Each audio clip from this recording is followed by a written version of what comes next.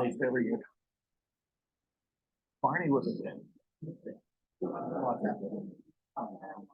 And they're all a little bit different. But I'm very proud of mine. I'm just so delighted when people, you know, enjoyed what I did. So the character, but that was that. This is yeah, and yeah, it's a bronze. All of the terms are flat, so they just kind of mow over with no head. But his is the most elaborate.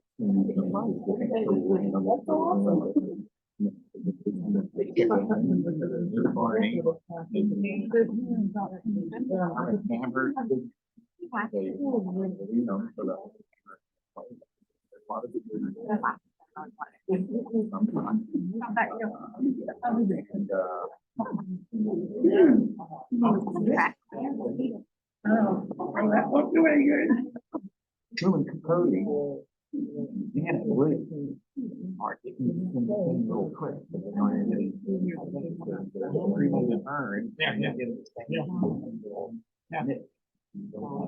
Yeah. Need to go there. Yeah, that is what it was. And they were tickled, you know, that I them all in live with her for 40 years and never thought about it. Right. I'm going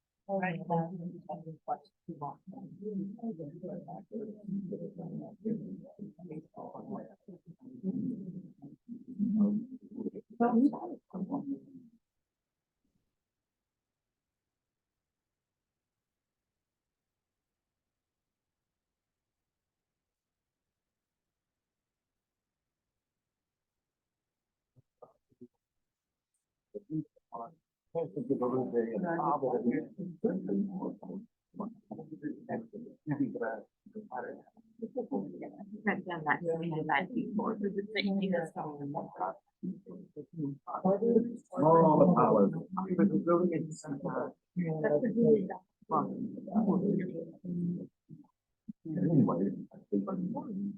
And he let me know, first of all, we had to learn that. My English. Yeah.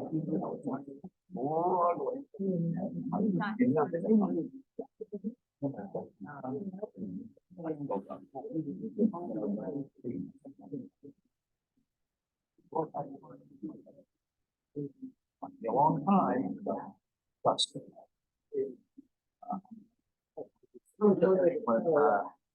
Lee Bailey taught me.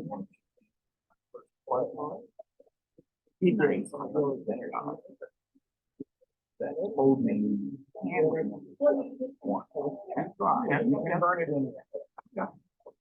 And well, they must have been strong. Oh, she was amazing. She was amazing. She started, you know, that whole thing. Why do you up here when they on the spring come up?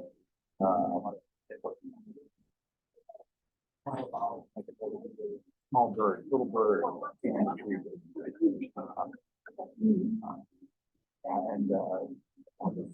thank you very much. On my way. How are you? Still up. Yeah, they're down there. I gotta go sign that paper.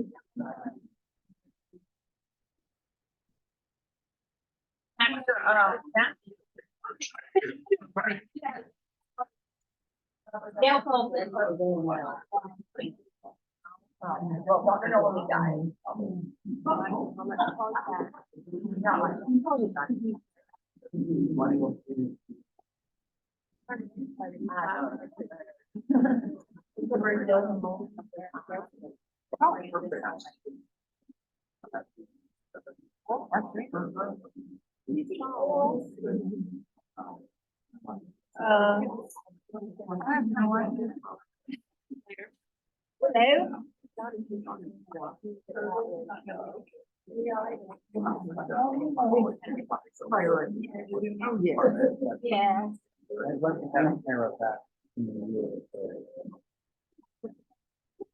I don't know.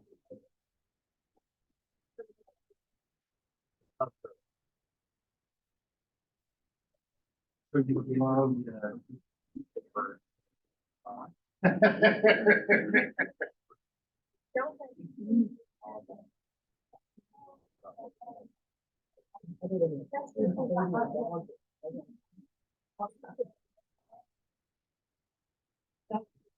No, Windows 10.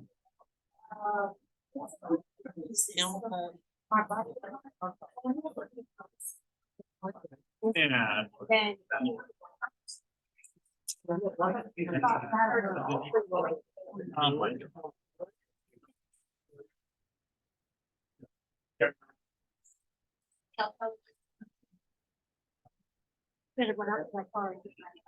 All right. I was, but you're gonna try.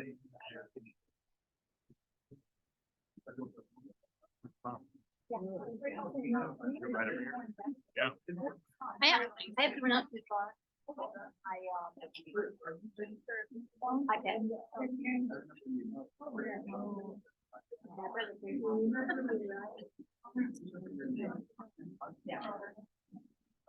My drinks are out there.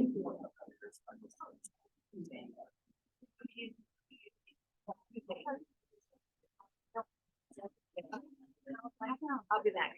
Sorry.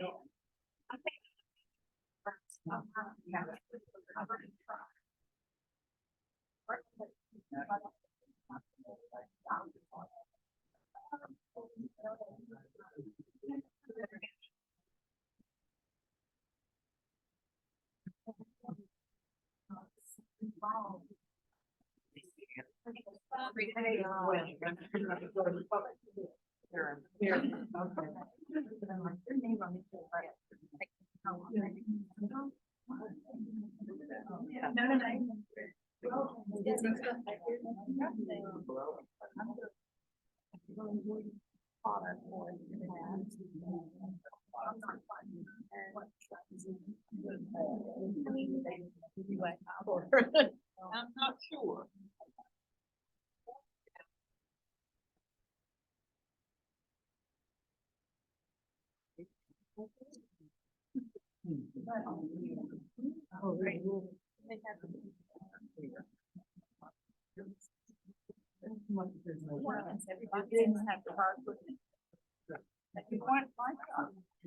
Oh, you got one.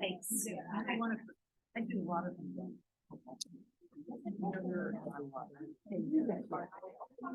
I don't say I never came to you.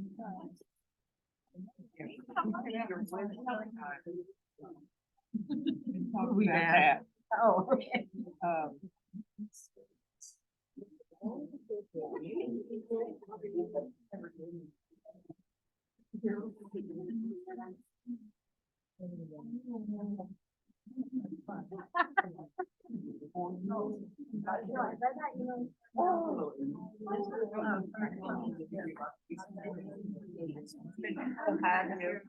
And I was burned out. So, you know, was everything was there. I think feel like I feel like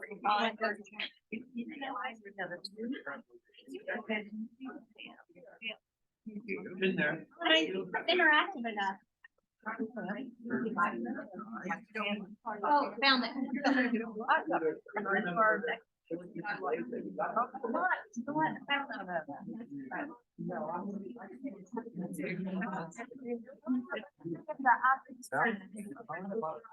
Okay, good.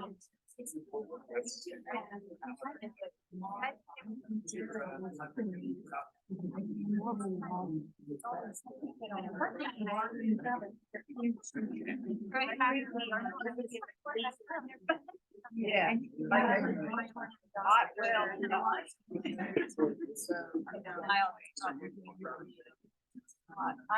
Yeah. That's okay, we'll get lost. It's okay.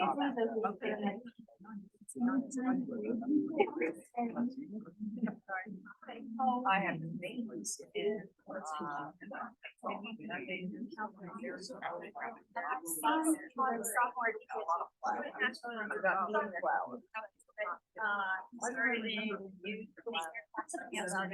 I'll bring it up.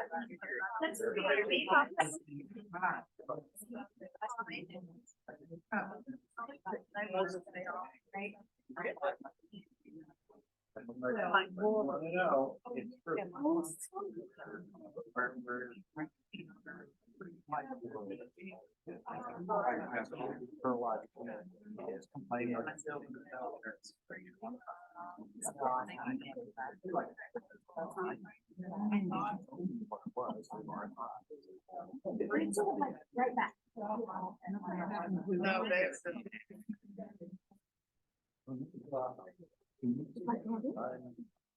I don't know. That's for better. Not yet, I'm worried about her.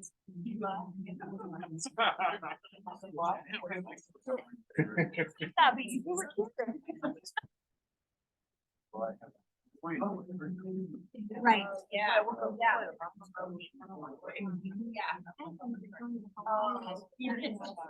Really great.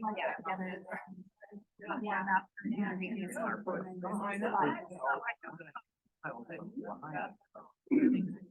Yeah, for real.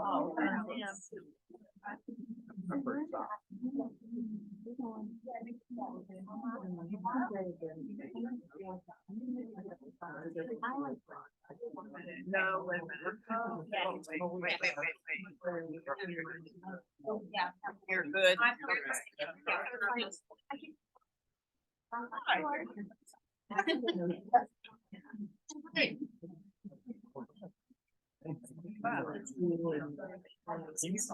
Earlier, so I left with car with her, so he's either gonna be late or, yes. You know, he knows. Yeah, okay. I didn't see him this morning, I just saw his car.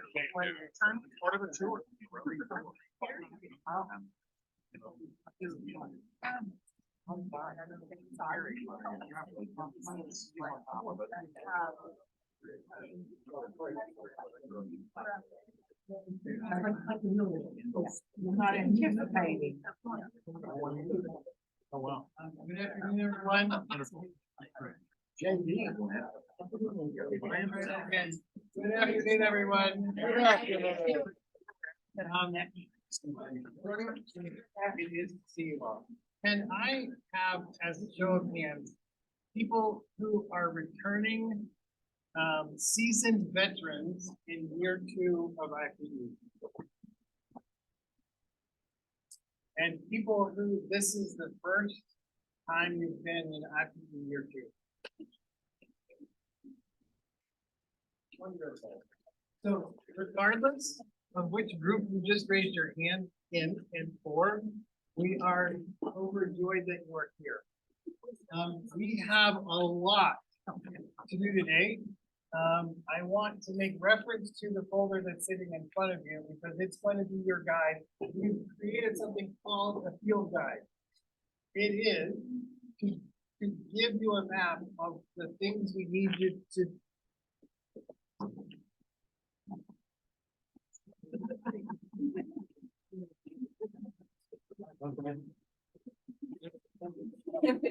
It's like you're in the government and all of these people are coming around, turn your mic on, turn your mic on.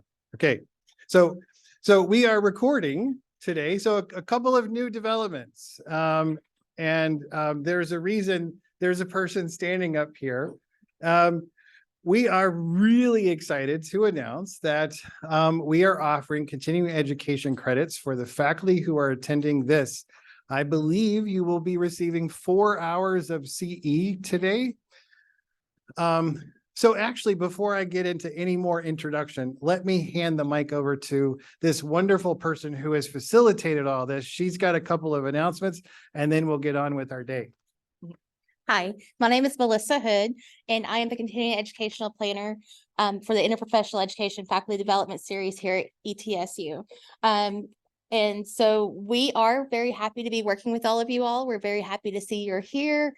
This is a really neat program that we're really glad to be able to plug into. So I do have several announcements for credits, but before I do that, I do want to make mention of 2 things. Whenever you came in, I know people came in different doors and stuff, but if you can, just make sure you sign the sign-in sheet.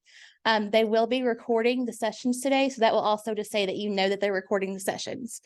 So in order to use that, if you're in a shot, we just have to have that in order to use those.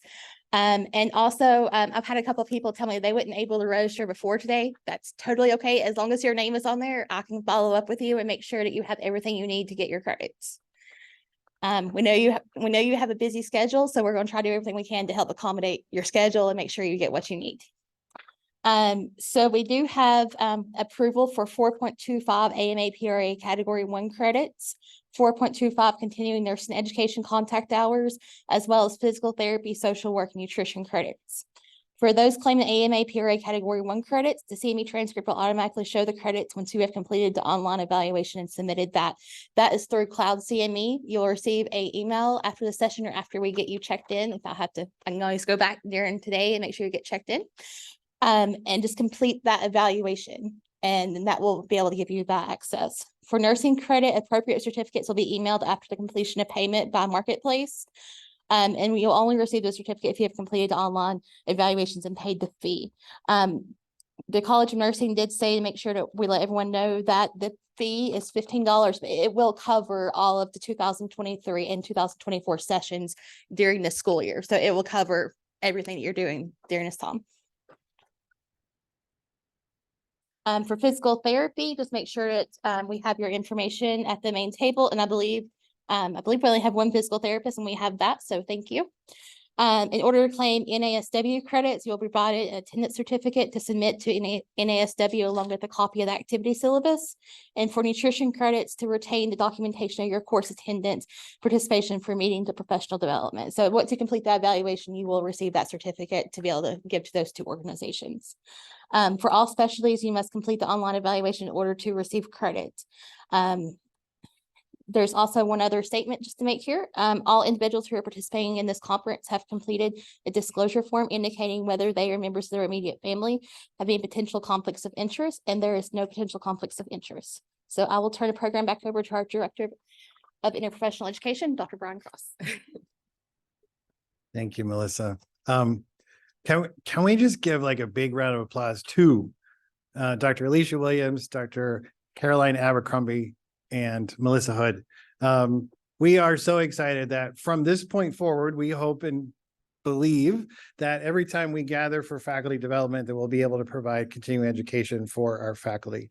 It's a huge partnership, and yeah. So I just want to thank those people named. They worked really hard to get all of this accomplished. And I think it's the least that we could do for you guys as faculty, giving us an afternoon to at least give you something back to maintain your licensure in whatever given states that you happen to be licensed in.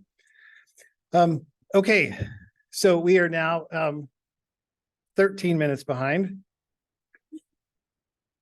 Here's the outline of the day.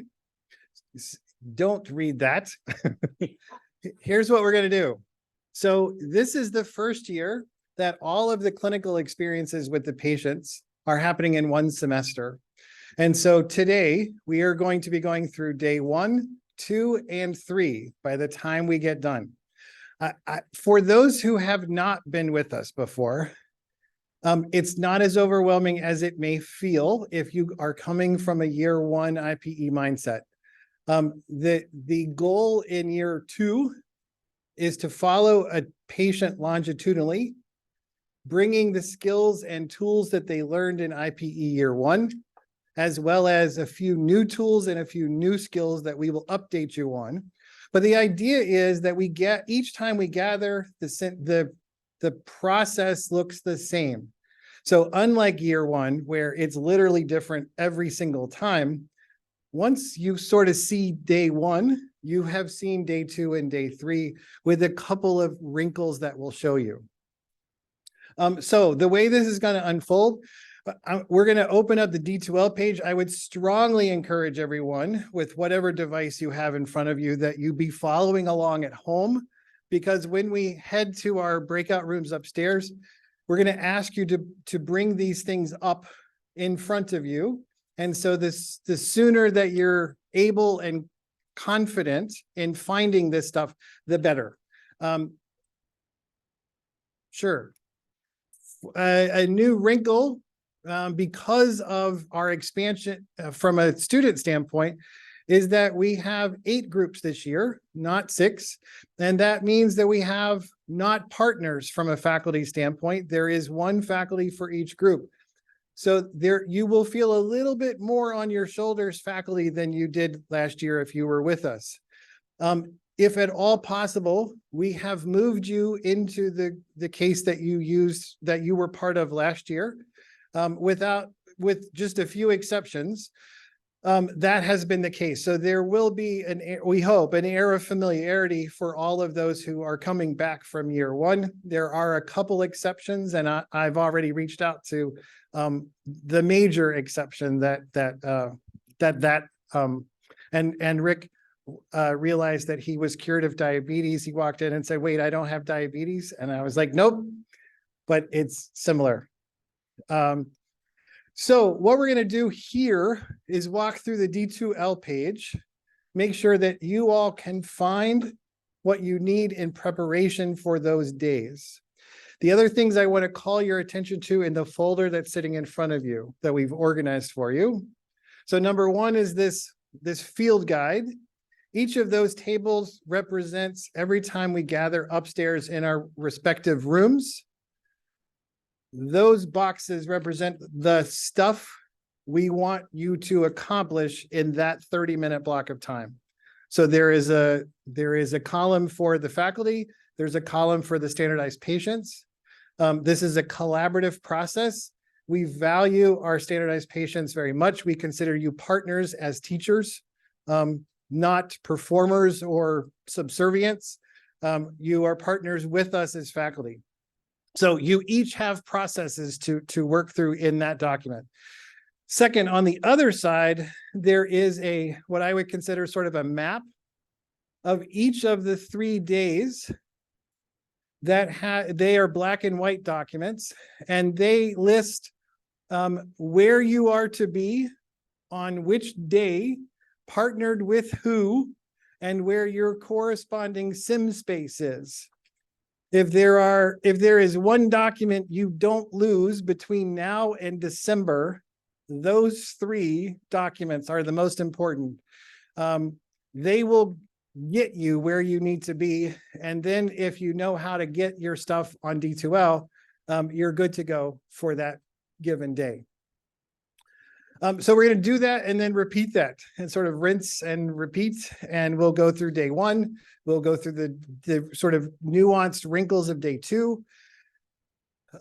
We will then meet with our community partners. There's one group, Complex does not have, their community folks will not be joining us today from Zoom.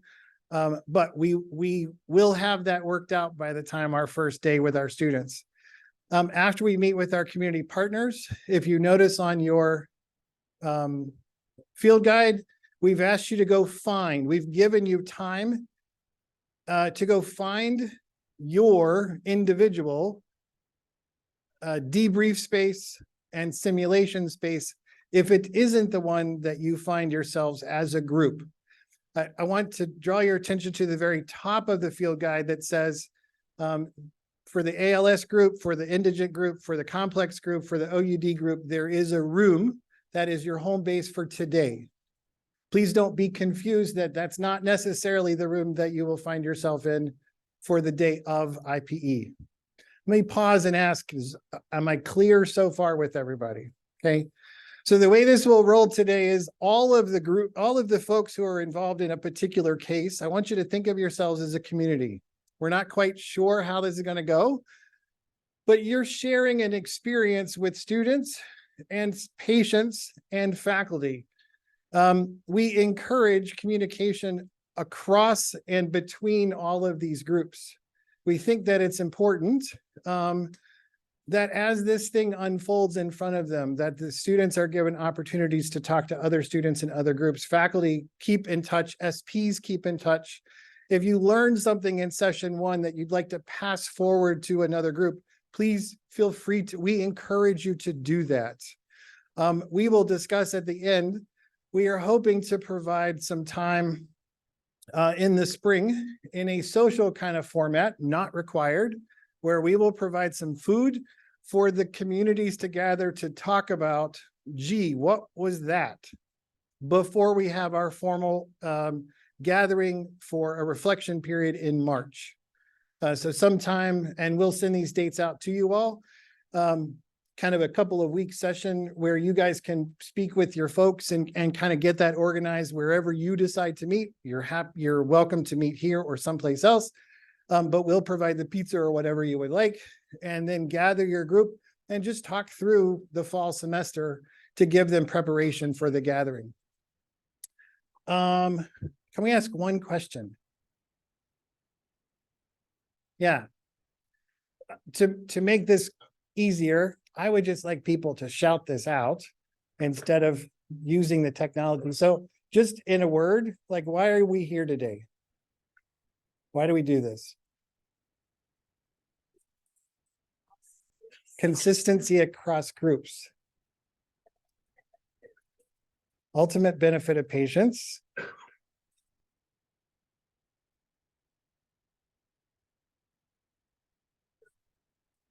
Ensure that we communicate well with the students. Okay.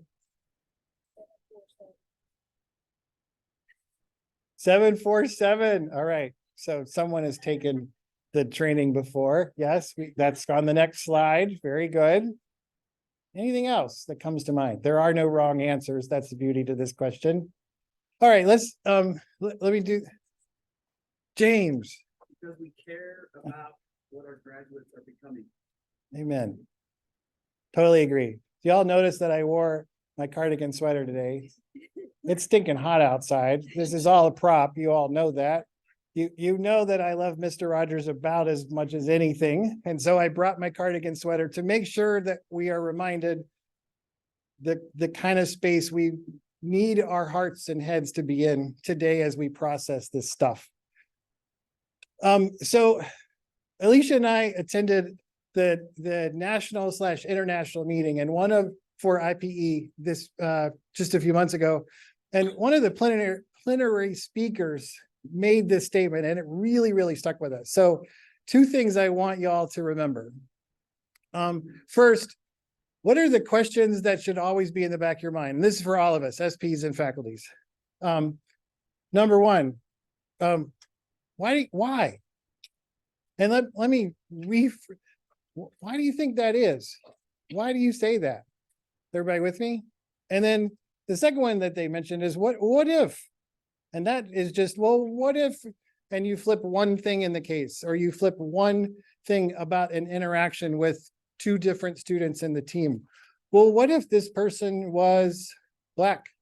Well, what if this person was this? Well, what if that person had an abusive relationship with their parent? Well, what if, is everybody with me? If you don't remember anything else from a facilitation standpoint, if you put those 2 phrases in your wallet and bring those to IPE, it will go a long way for facilitation. Second, I want to remind us that there are 3 roles. I thought this was so simple, but so beautiful. First, it's the promoter of IPE. And by that, I mean, we hope that everyone in this room believes philosophically in what we're teaching, and that is that we do this better when we do it as a team. At our core, that's what we believe. So that's what a promoter is. It is someone who says, you know, this works better out there if we do it like this. Number 2, it's a team-based learning facilitator. And by that, I mean, this is not about lecturing. This is not necessarily comfortable for all people. If you're talking more than the students, that's not a good version of number B, right? So it goes back to the questions.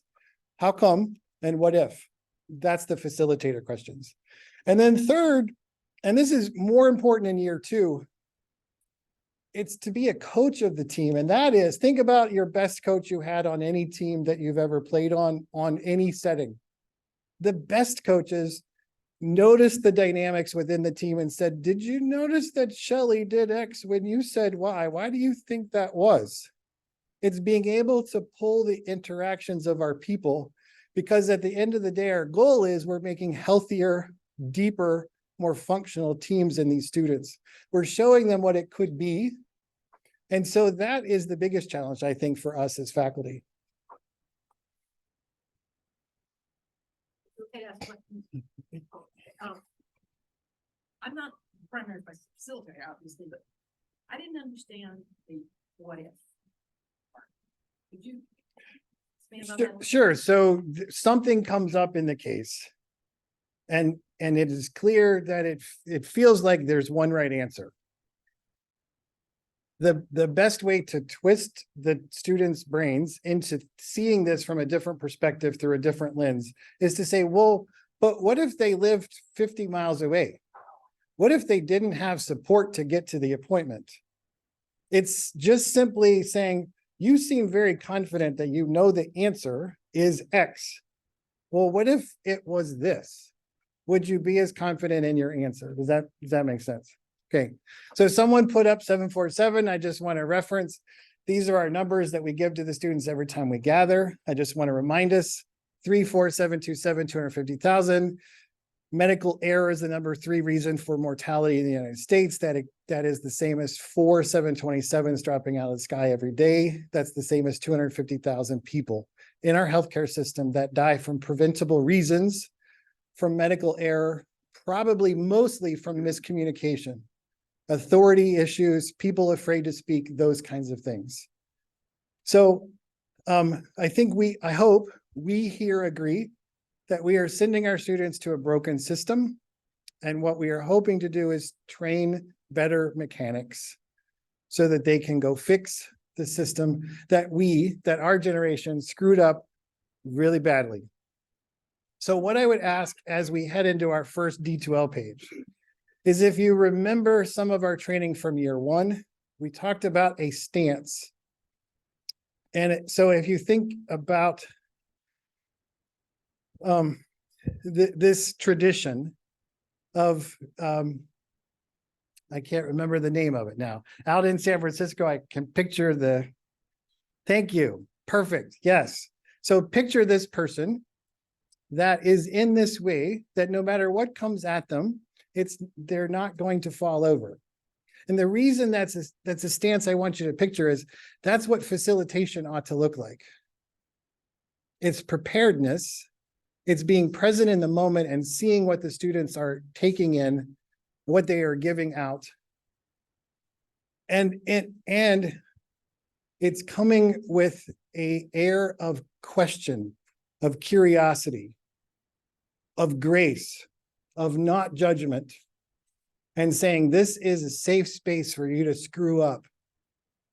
And we encourage that so that you can learn. There's a depth of learning that is not possible if we don't allow our students to be okay with not being perfect the first time they do something. So that's the stance we would ask everyone in this room to be mindful of. That's our goal.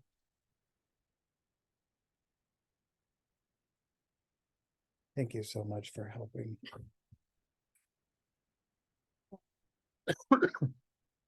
Yes. So if you would go with me to the D2L page for year 2. And we're going to walk through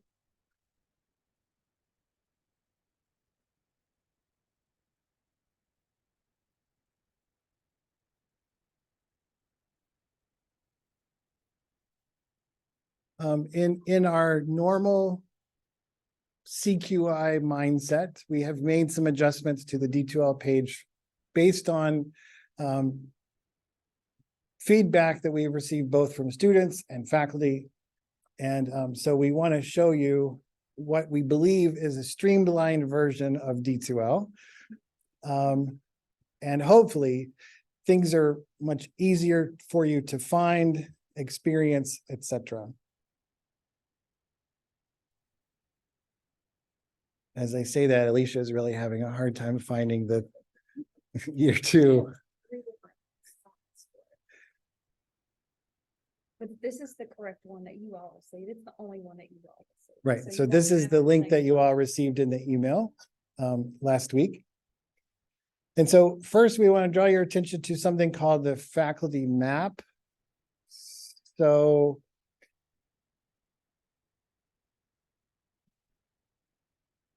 each day, day 1, day 2, day 3 has its own map, if you will, its own website, if you will. At the top of each of those is sort of a reminder of what our focus is that day. We want to make sure that we're all in the same space. So what the theme of the day is, what the leadership pillars that we're teaching are.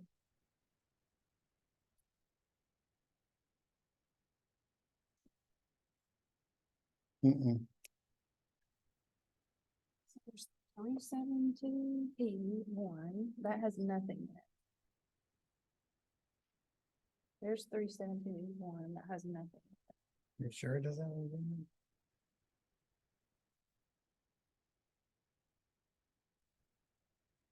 That's it. Okay, Is it because they're not merged yet? perhaps. It's 001 is the real site. Okay, let's try this again.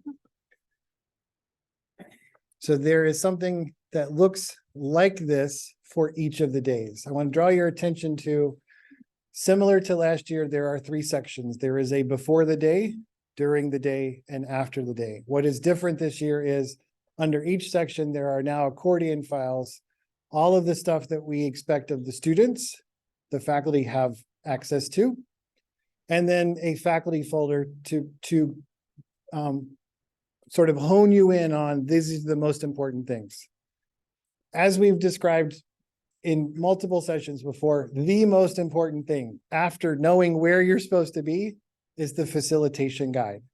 It literally is a walkthrough, minute by minute, process by process document that says, we begin here, we go to here, we go to here. One of the things that you all will notice when we head upstairs is that we will do our announcements over the monitor like we do in IPE days. This is something we started last year. We will not be giving verbal announcements except for very rare occasions because we got feedback from multiple people. It was more harmful than helpful. When we want to make absolutely sure that people move, we will give verbal announcements. Other than that, you'll see a black and white slide that comes up with directions on what is the next thing that you are to do. For our entire experience today, we're going to run through that process that same way. So everything that you see on your field guide, you'll see slides pop up in your room as we need you to move to the next session of task. The reason we want to do that is so that you got that experience of what it feels like on the IPE day. So the facilitation guides are crafted in a very specific way. They are chronologic in nature. So if you begin at the top of page 1, that is the beginning of the day. And as you walk through, everything is organized as the day progresses. Probably the most important part of each of these documents is this very next right there. Can you go up just a little bit? I'm sorry, down a little bit. Yeah. On usually the second page of each of our 3 facilitation guides, you will see an outline for the entire day with times. Those times will correlate with the slides that pop up in your rooms. So I'm sorry if this feels like a micromanaged event, but we have hundreds of students who will be walking through this process in 8 different groups with more than 16 different faculty, and we're just trying to keep everybody on the straight and narrow. So what this grid does is it, in one glance, says this is how the day will unfold. So let's walk through this grid very quickly, and this will look very similar to day 2 and slightly different, but similar to day 3. So first we will gather, as we will do similar to last year, there will be a brief 10 to 15 minute Zoom sort of casting vision to everybody. And then I will hand off to the faculty facilitator in their given room. There'll be a short pre-brief for y'all to introduce the activity of the day. We will then, during that is when, for this first day, we'll break the team into 2 teams. Those teams will remain those 2 teams for the rest of this semester, right? We will then have them do a huddle in the debrief room, preparing for this first visit. They will, in the room that you are in, there will be a folder that gives the patient chart that the students are to use. Those will be in your rooms for the facilitation. So there's nothing that they need to bring and there's nothing that you need to bring. They'll get 5 minutes to prepare for that and sort of define roles, who's going to do this, who's going to do that. And they head into their room with their tools from last year. They then spend 20 minutes in that room with their interview process. They return to the room and have a 10-minute time set aside to debrief their process. I want to be clear, this is not an educational debrief. This is a post-visit huddle, we are now calling it.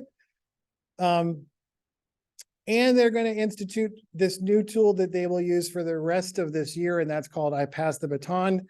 This is a team steps tool that allows one team to pass care of a patient off to another team. That is then given to team number two. Team number two then huddles and prepares for their visit. They go into the room, finish the visit. They also have 20 minutes. They will return. They have 5 minutes to debrief because they won't be passing the baton to a different team. And then you all will have 20 minutes to debrief that process. Now that's the sort of executive summary of the day. Every one of those numbers that's listed now has its own space for in the rest of the document. So number one has a corresponding number one, and everything that you need to know about that is in this space. Number two, number three, etc. So let me pause and ask, does that make sense to everybody? And this process will repeat in day two and similar in day three. The only difference in day three is that they will physically move. So there will be a sort of disruption. There will be kind of an urgent thing that happens. And the patient will physically move from one space of care to a different space of care. Day three is the funnest day. It's also the most chaotic day. So the first team will meet the patient, say, in their home setting or in the emergency room. There is an obvious interruption, and then they meet them again in a hospital, back at home, etc. So the SPs are all shaking their head like, yes, and we have all these back routes up the stairwell so nobody sees me moving. It's a really fun day to observe. I'm not sure how fun it is to facilitate. There's a lot of movement. James comes in and throws Legos and stuff all over the apartment to make it look lived in. We thank him for that. So let me pause and say, that's structure, that's logistics. Does everybody get that piece? Yes, sir. Question on the timeline that you have so graciously provided, which is really awesome on the facilitation sheet. Just wanted to make sure I'm seeing it correctly. On the very left-hand column, you have 0 to 5 minutes or 5 to 10 minutes of how long that's going to take of that given session. So from minute 0 to minute 5. So the time right next to it, 12:45, is the start of that 5 minutes, correct? That is correct. That second column was added last year after a whole bunch of people said, I can't keep track of all this. Can you just tell me what time it's supposed to happen? And so that's what those represent. And if you'll notice, there is a time for both the first session and the second session, right? So there's a 12:30 to 2:30 session time, and there's a 3 o'clock to 5 o'clock time. Does that help? Okay. That's exactly what I was going to, thank you. Next, let's talk about a couple of new things. So the students are bringing all of the tools that they learned in year one with them. Those are all listed on that drop-down menu that we showed you. There's a theme that is woven through every visit that is new, and it's specific to leadership. And so we want to bring to your attention this idea of servant leadership is the model we have chosen. We feel that that speaks greatly to the idea of interprofessional practice.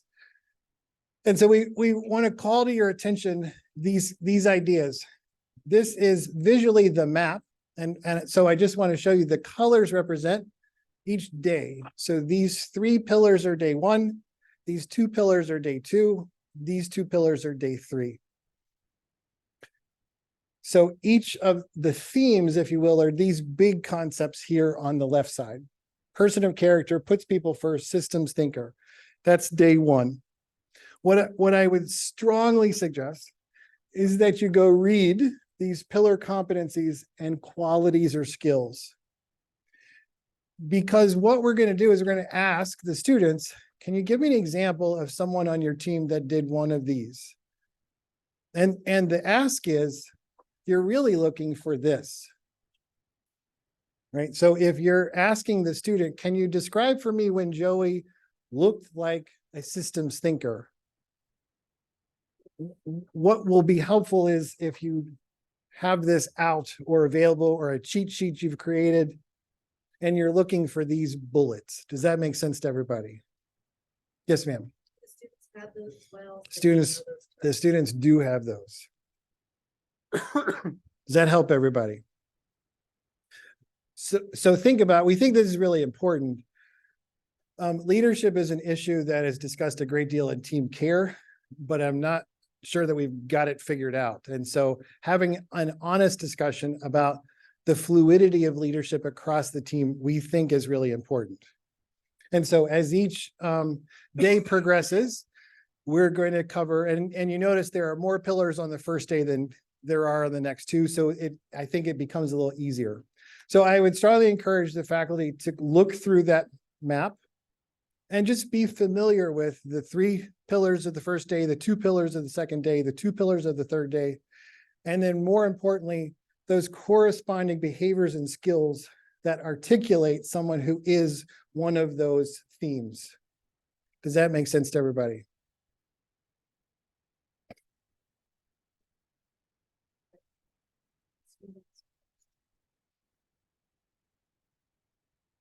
Say that again. Their discussion posts. Sure. So your students will be completing some pre-work on the discussion board. You hear me? And so that you know how to find your group, if you click on that discussion board and you see this drop-down menu, you can go to your group. You won't see anything in here right now because there are no student posts, but this will filter for only the students in your group. If you pull up all posts, you'll have all 200 students, something like that. So this will narrow it down so that you can see only the students in your group.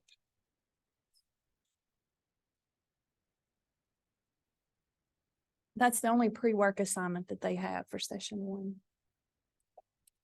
Thank you.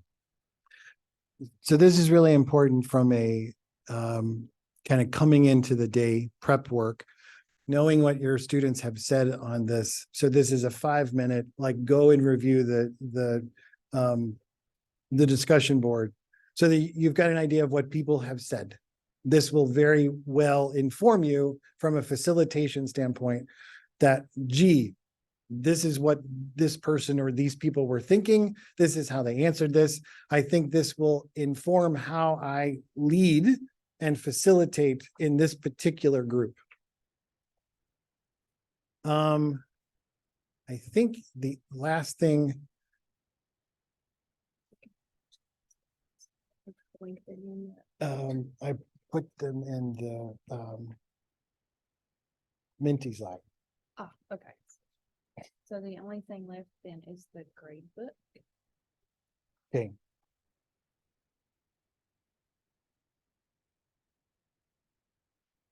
We will have a link in the map for you to be able to go straight to the grade book. But it's not in there yet, so. And you can sort by your group again. So you have only your students that will be pulled up in the grade book, just like you do with your discussion board. Students aren't in groups yet, so it won't sort by groups yet. And then to assess them for that day, is the rubric, do you have the rubric linked in? I think it is. It's not linked in to the grade book yet. Is it? No.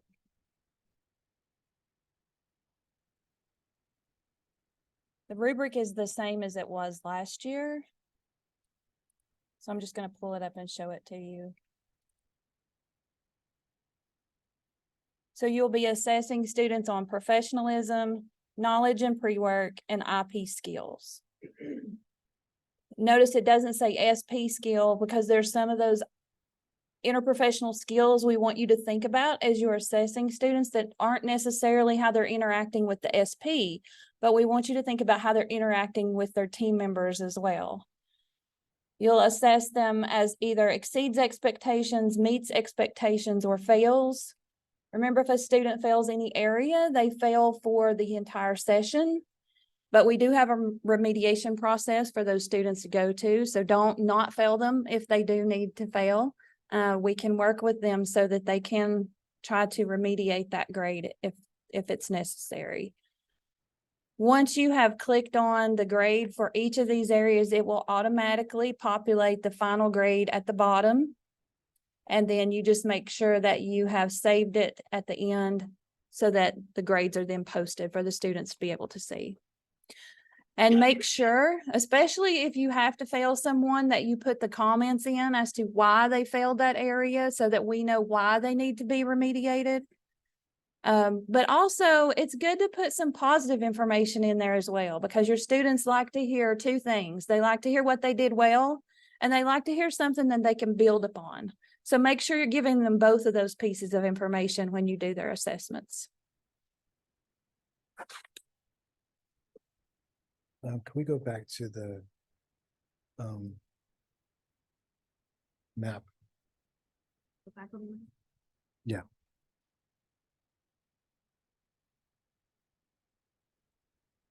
So especially for those who are new, let me pause and say, how clear are we so far?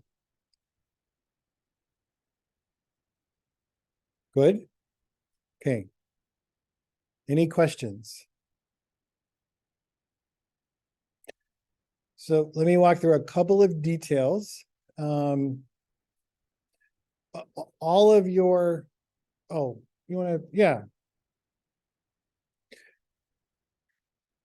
Not even going to try to begin to read this to you all.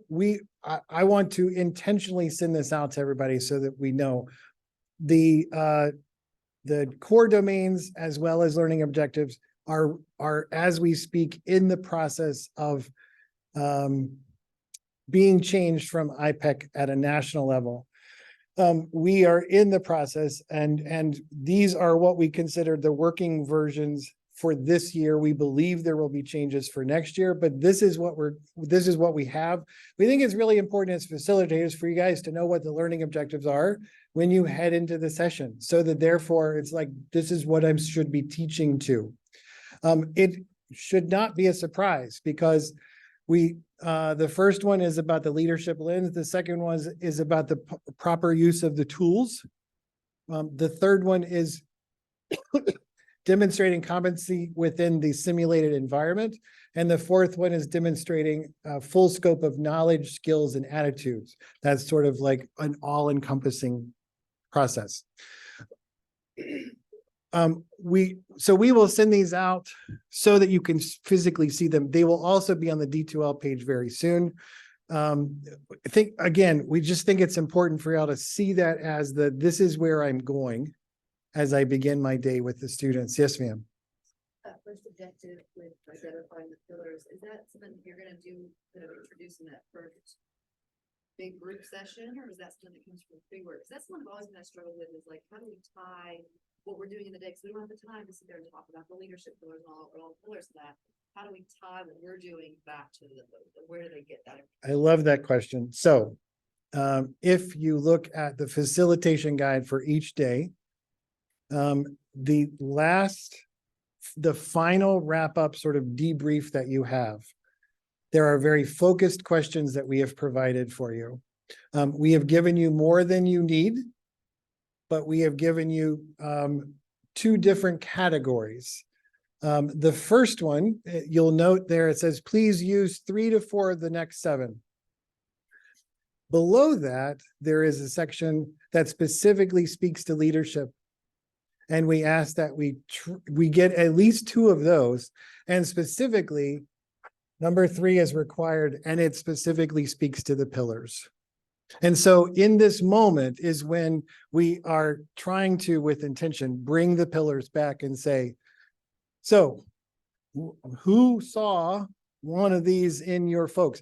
And when we do the overall debrief at the very, very end, the final 15 minutes, there will also be a series of Minty questions that brings this concept back as well. So this is almost sort of priming the pump on the leadership aspects. And I agree with you. The reason we've spent more time today is I think we have not, sometimes I think the leadership stuff has not been clearly relational with the experience. And so the more that you're familiar with those, the easier it is, I think, for you to see those and draw those out when you're with the students. Does that help? Yes, ma'am. Of course. I think one of the things, Dr. Abercrombie and Dr. Williams and I have been doing a qualitative analysis of students' reflections on these leadership pillars. And one of the things that I think very clearly comes forward in that analysis of those pillars from the first day is that students don't grasp that systems thinker piece as much.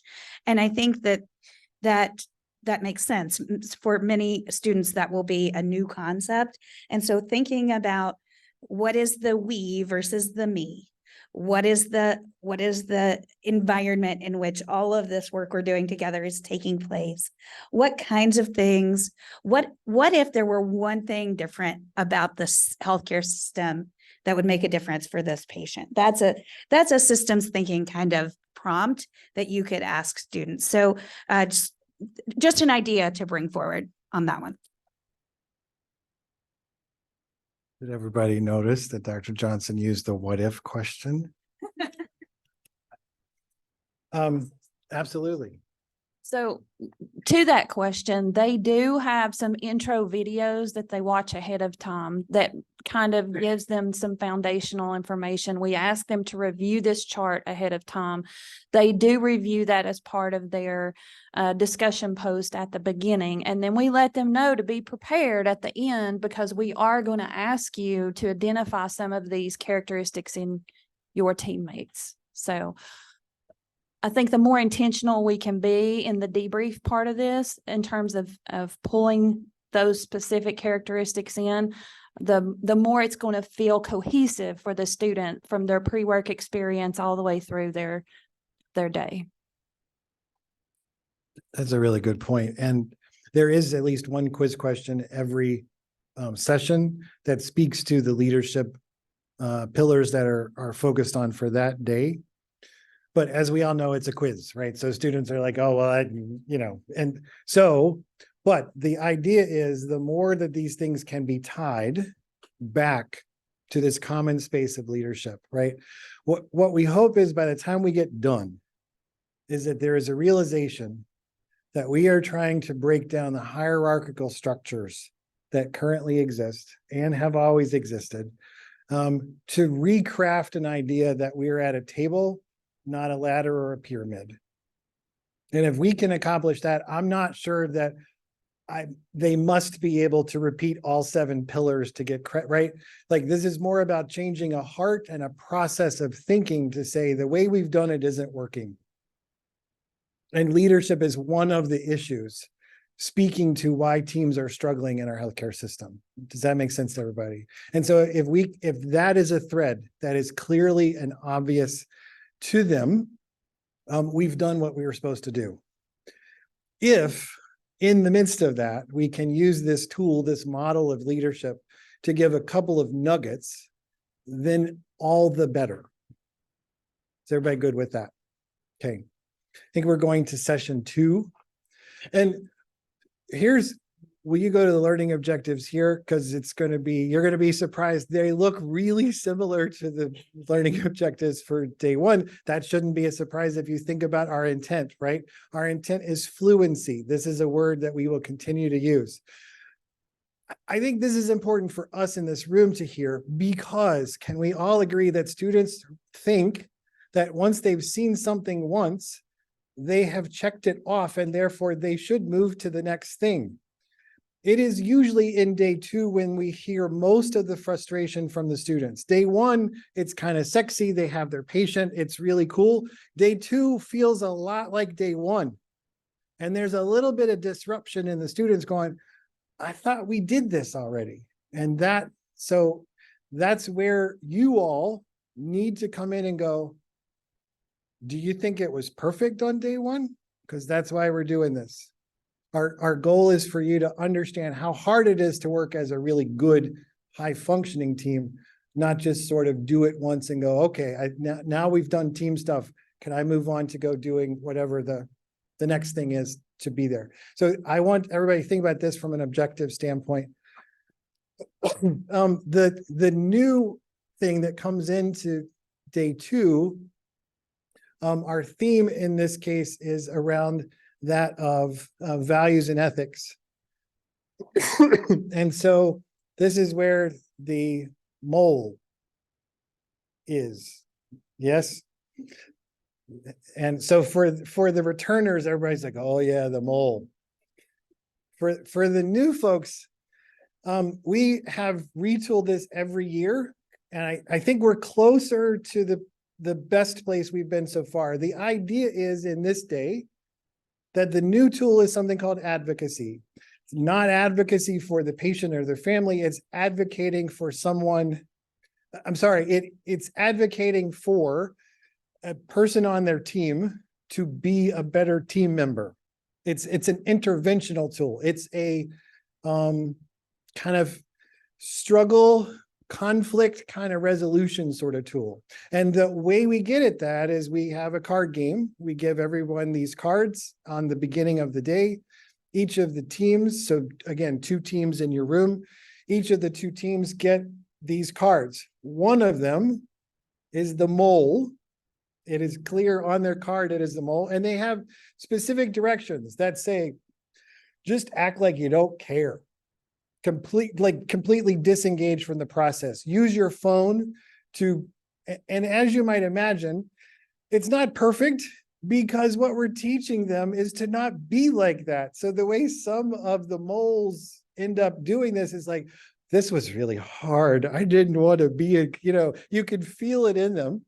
So the pre-brief for this is really important to make a safe space to say someone is going to act in a way that we all agree is not way we think that the team ought to be working together. The goal is not for them to be a jerk. The goal is for you to learn in an uncomfortable situation, how do I interact with that person and call them to account to say, this is who we agreed to be as a team. And I'm concerned about you because this isn't who you normally are. Is everything okay? And so with that, we have this tool, again, from Team Steps, that is an intervention tool to say, how do you deal with this person, not in front of the patient? So this happens in the debrief of the visit, back in the safe space of the debrief room, while they're doing the post-visit huddle. So while that's happening and we're running through, so how do y'all think that went? That was pretty good, except Brian, I'm really concerned about you didn't seem yourself today. And then that begins to unfold. Does that make sense to everybody? If you've all been in practice, I'm pretty sure you can all say, oh yeah, I remember that. And it's really uncomfortable. And so what we want y'all to hear is we must embrace that uncomfortable feeling in that moment and say, wouldn't you rather do that here than the first time it happens for you is in a place where you don't feel safe, you don't feel protected, you don't feel like you can debrief this in an appropriate, logical way.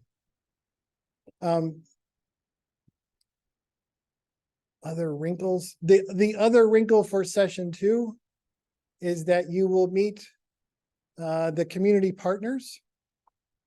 So this day moves very quickly as a result. You will Zoom a functioning team out in the community who takes care of patients similar to the patient you are following longitudinally. Complex, I told you guys that we don't have your group for you to meet today, but we will have them. We'll send their contact information as soon as we have the team identity for you guys. But the point, similar to year 1, when we've gathered with folks in the community, the goal is for the students to see a functioning team that's taking care of patients similar to you. So we're very blessed to have the ALS team speak to the students who is taking care of an ALS patient. This is a really important aspect of this.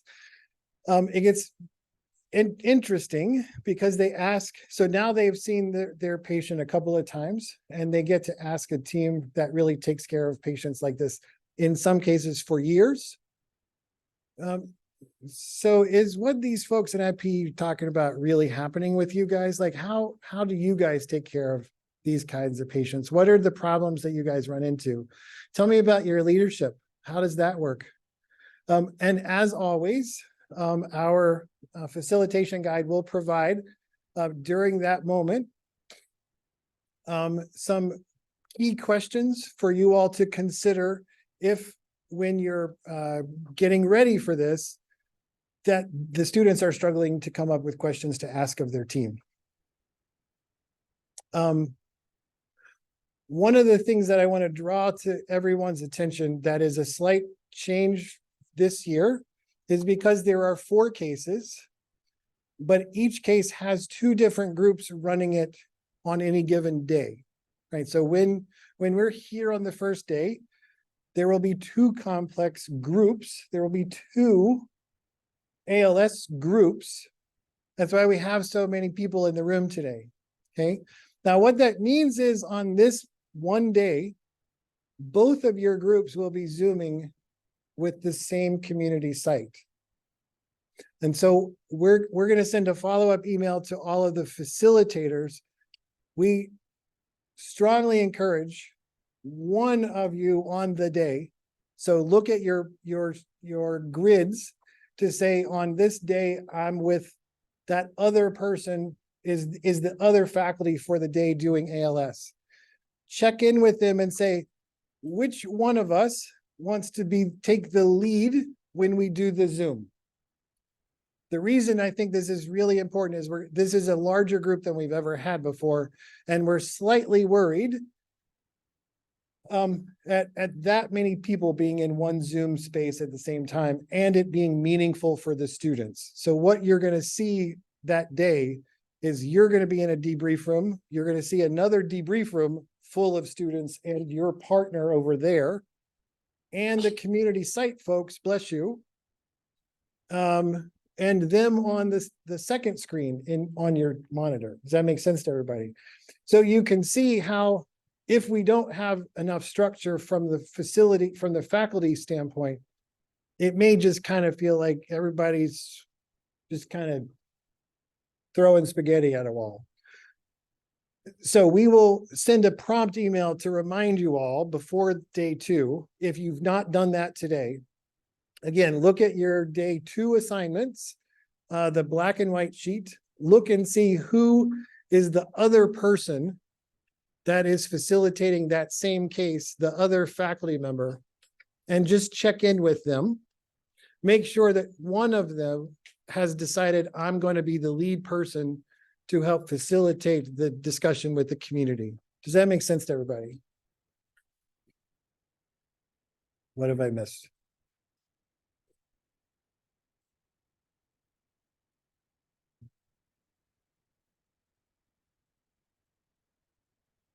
I think so.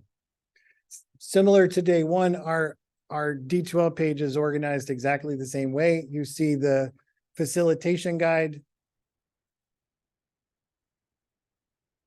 in the drop-down menu, organized exactly the same way. You have the time at the beginning, begins with the community, and then we have our interaction with our patient. Y'all already look like you've had too much. And so we're going to move to our debrief spaces now. So if you will look to the top of your field guide, there should be a designation like where the group that you know you're supposed to be with, that entire group now, we ask that you go to that space. We will begin sending prompts with black and white slides so you kind of get the feeling of what it feels like on an IPE day to run down the things we've asked you to go through. So we're going to be looking at cases. We're going to be looking at facilitation guides. We're going to be looking through tools. Does that make sense to everybody?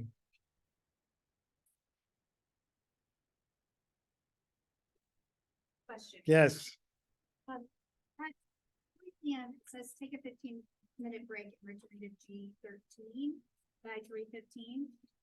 And then we're back in breakout sessions at 3:30. yes. We have a 15-minute discussion about session 3 in No here. transition time from 3:30 to. There's a little bit of transition, Okay. sure. I think session 3 will go faster because and there's an hour set aside for session 3. Okay. So yes, you're right. Oh, this says only 30 minutes. No, that's scenario 1. The next page, 3:30 to 4, session 3. right? The next page Is an hour. Okay. is scenario 2 of session 3. Right? Does that make sense? Are we clear? Yes. Okay, I just want to make sure I didn't. Okay, so we're gonna head to our breakout rooms. Our goal is to follow our field guide. You will get prompts as needed.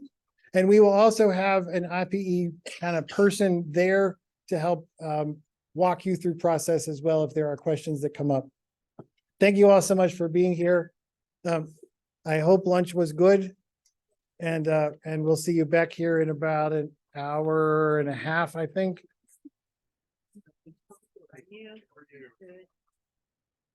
Everywhere. I know. Yes. Yeah.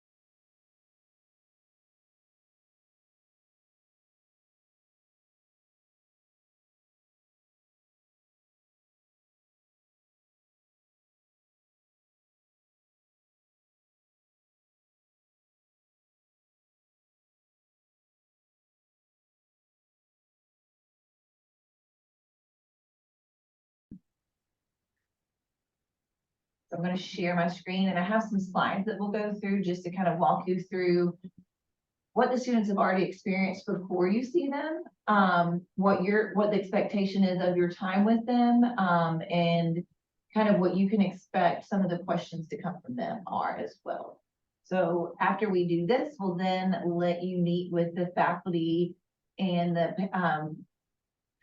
standardized patients that will be a part of the groups you will be working with when you come in. So you could actually see the faculty facilitators that will be leading the discussion with you on the day of. All right, so first of all, thank you. You're here. That means you're giving us your time. And most of you gave us your time last year too. And it's really appreciated because we're seeing when we look at the evaluations for the student, not only the evaluations, but the data analysis from their narrative reflections, we're seeing that this makes a big impact. Just seeing that it's really happening and that you're invested because you see the impact it has on your team and your patients' well-being shows them what we're teaching them is worth their time. And it gives us the chance to say, you may not always see this, but look, there are these awesome teams out there doing this already, because we know that they're going to see examples of not this as well. Here's what I mentioned as our game plan today. The only other thing I want to add in before we meet the group facilitators that you're going to be working with is that I'm going to allow time for sharing. Maybe you got a hard question, or maybe you shared something that really sparked interest in the students. And so that would be a time like you could share some wins and losses from your own IPE interview experiences. So what has already been covered, these students have already been through our foundational year 1 curriculum. And so we just kind of introduced them to the 4 pillar competencies of IPE. So roles and responsibilities. Who are the people that could be on your team? What do we see as their responsibilities? Values and ethics, working together as a team and working with, and the patient also included in that team as part of the values and ethics discussion. Teams and teamwork. you know, what are the skills that we can use to work better together? And we'll have some great opportunities to practice that. And then communication skills between professionals themselves and how to work through that. So we take all of those and we bring them back every single day of most in year 2. There, you'll see that your day specifically has a focus, and we'll discuss that. But also in year 2, we bring in the competencies again that are all in year 1. We teach them how to advocate for their profession as well as their team members. But we bring in a lot of really complex patients that have a lot of environmental factors that are impacting them, not just their health. And so we have health disparities that really come through in these patient cases. But then finally, we have a leadership lens we like to include with the students. So these cases are pretty complex, and each day has a very specific focus. So let's look at the day, the cases that can be covered. You can see that there's ALS, the chronic diseases, diabetes, and then one that's just a lot of our opioid use disorder. But again, all of those themes are covered in each one of our cases. And so these complex patients that have opioid use disorder or that have social and health needs that are extremely beyond complex, or maybe our diabetic patient with also social barriers, those patients all are going to have those 4 things we talked about: the lens, the competencies, but also their clinical and patient theme. And so for this specific day that you're coming, we're focusing on teams and teamwork and roles and responsibility. So they'll meet their patient, they'll understand what their clinical theme is, and they'll kind of go through what it means to work as a team for this patient, what the roles on their team could be to help this patient specifically, what, you know, external roles they even may need to bring in. And then they're talking about, for leadership, person in care room puts people first. And then you come in the next session. So they're seeing the same patient every day. So we're building on that continuity of care concept. So they come back in session 2, they review the note they wrote on session 1. So they're not coming in a month later, like, who was this patient? They write a note as a team. And then they have time to kind of reflect on some social determinant issues before they jump into a room with you. And with you specifically, they want to talk about how are we best going to serve this patient, because they have time with you before they go in and see their standardized patient for the second time. And this is where they're going to have time to advocate for their team members, advocate for their patient, help address some health disparities their patient, and then hold true to these values that they have for their team and their patient care approach. And then we have 2 other sessions that will follow that you don't have to worry about, but it's really cool because it accumulates in a final kind of TED talk that they get to do where they reflect as a group on how this impacted them and like how they're going to move forward as a team. So just to understand this leadership lens, because it's a little abstract, I have added our table in there so you can see what we're trying to focus on. And I put this in your guide I'm going to give you. It just might help you get some ideas about what you can speak to when you give your intro or when you answer questions, since this helps guide you to what the focus is of the day. So we meet our objectives, fun educational objectives.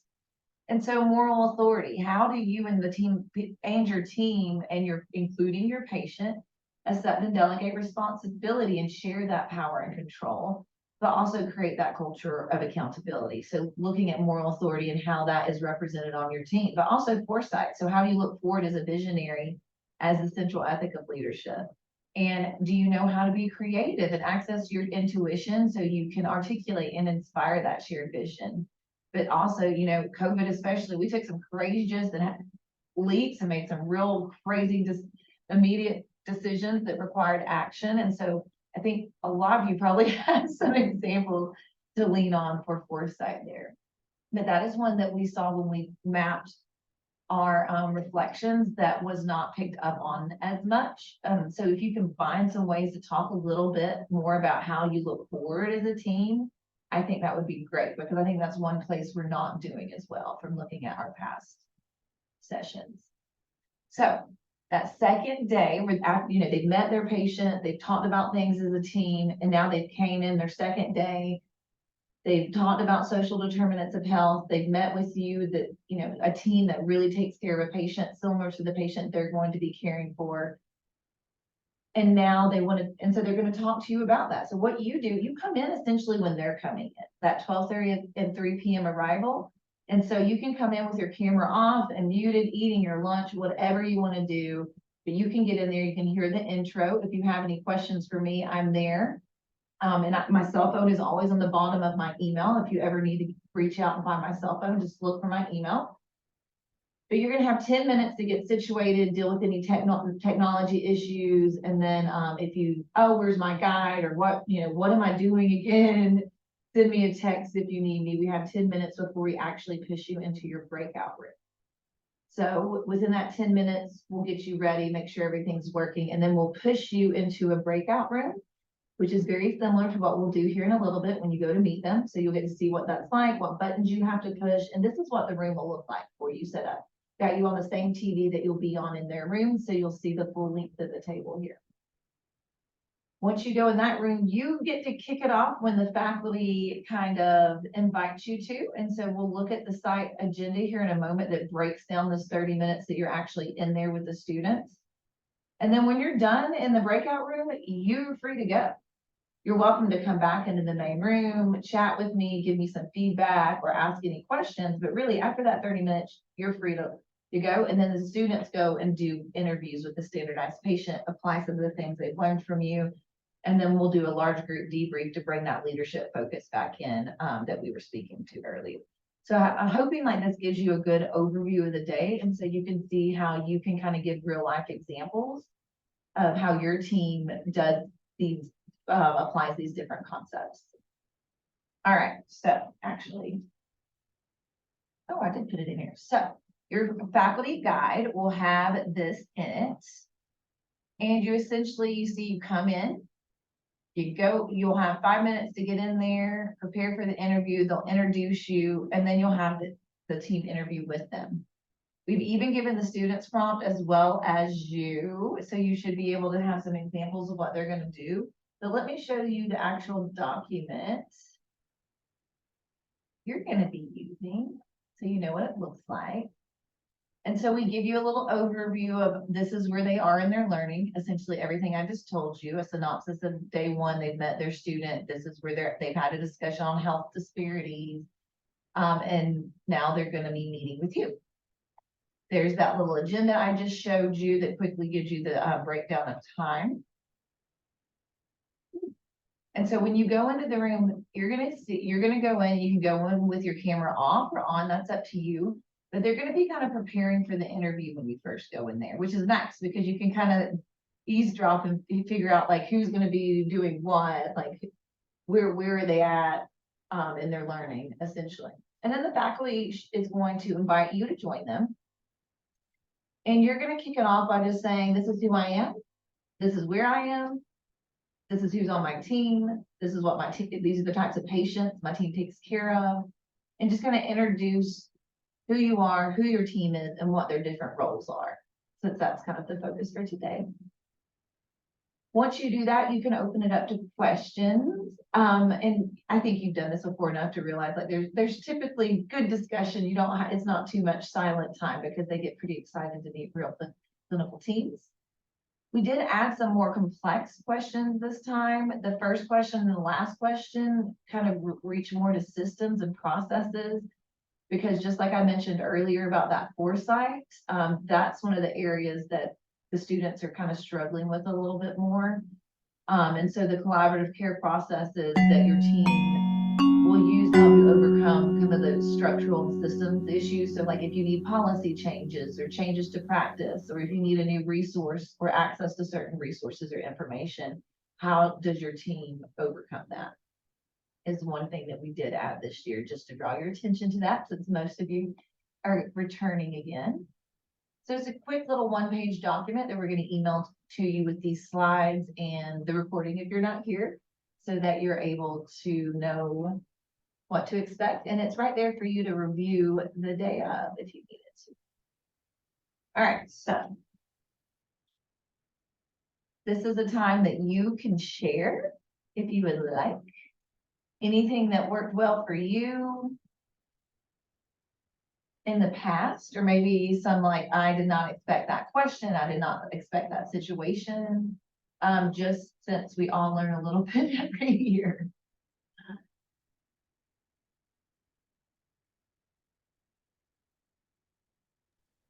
I do have a question.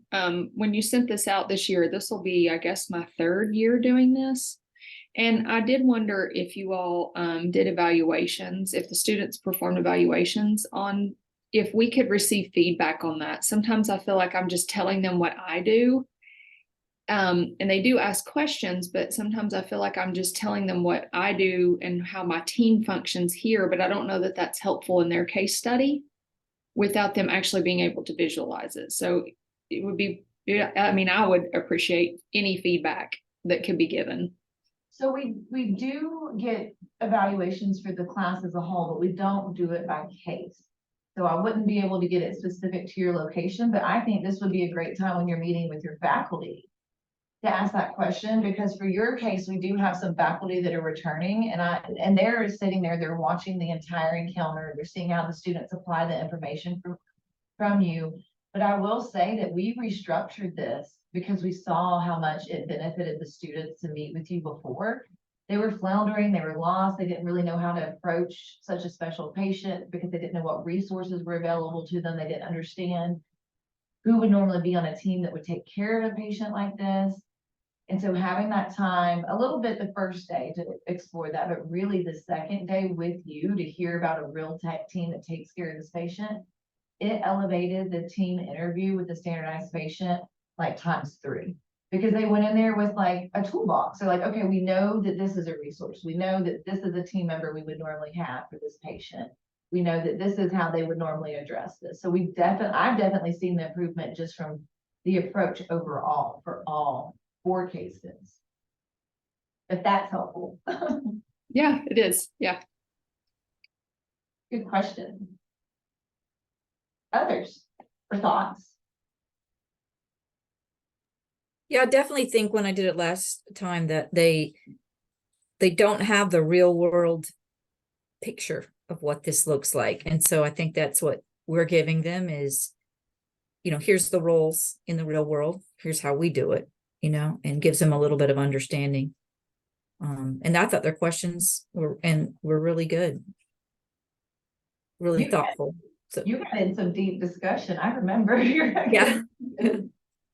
Yeah. So Rochelle, did you have any fun experiences or maybe not so fun? I did have a good experience last year. I did have a question. You said we're also meeting the standardized patient today. I think it's optional. They can stay in the room. So yeah, the standardized patient right now they're meeting together and they're talking through the case and how they can both work together to bring the, you know, important elements forward. So they're all in the rooms together. And the idea was stay if you want to, so you can see the site. So they should be in the room. Yes. Okay. I only asked that because I think last year was helpful for me to learn about the case that they're talking about. That way I could think about how my team like applies to the case beforehand. That way I was like ready to share what I thought was pertinent and relevant and not overlapping too much with what Amanda would talk about too, like at the day center. It's a great thought. So when we go into the rooms, you'll be telling about yourself, and then maybe they will ask them to take some time to give the synopsis of who their patient is. And I can give you the patient case, but it's like so many. The briefing for the SPs is so long. Yeah, that's you want like 10 pages long. That needs to be me in 5 minutes. They got a little behind this because we started 13 minutes late, waiting for people to pick out their box lunches. Difficult decisions today. So we were supposed to go in with them at 2:30. And they just got their last 5 minutes. Perfect. So yeah, they got back on time. They should be starting back right at 2:30. So we have about 5 minutes in here. If you want to think through what you might, how you're going to introduce your site to the group that you're about to go into, that's a good place to go right now. I don't know if you have any questions about that, but then we can also prompt them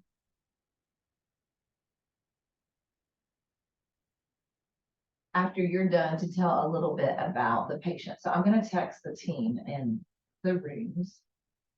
So you're gonna have us introduce ourselves just initially in here in just a second. Okay. I'll put you in a little breakout room, a side breakout room here, and it'll just be the fact. So this year is different. Okay. We have less cases because we have more students. So what we did is we have 2 groups of students on 1 case. And so you're gonna have double the number of students in your room. I should mention that. And 4 faculty in here. So we'll be merging 2 groups together with you. And so you're gonna go into this breakout room and there'll be 3 to 4 faculty in there, some are absent. And then a 2 to 3 SPs that present that case were invited to stay as well. But the faculty know the case just as well as the SP and can give a synopsis. And so I'm gonna prompt the IPE guys that are facilitating the faculty to make sure they give a summary of their case. Usually I get a large group intro and then you'd introduce yourself to everyone, but we're being more intentional this time.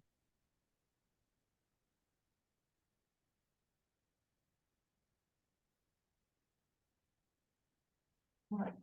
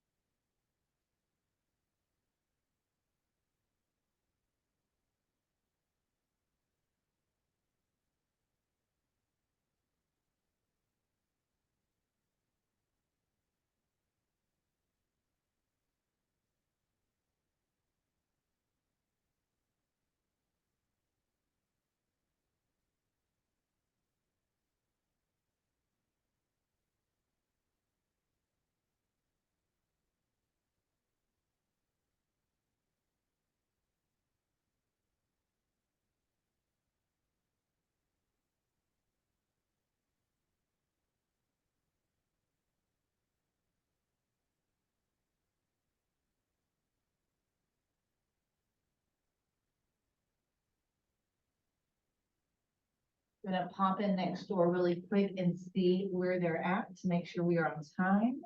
But you should have 2 minutes if you just want to make sure you're prepared. Move and intro, and then I'm gonna make sure they're prepared to summarize the case for you.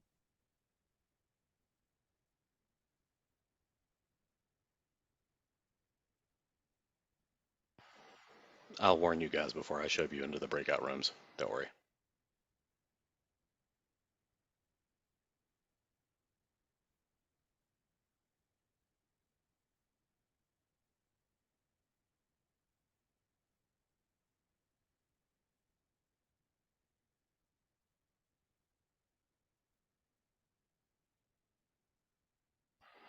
We got a little less than a minute before I put you in there.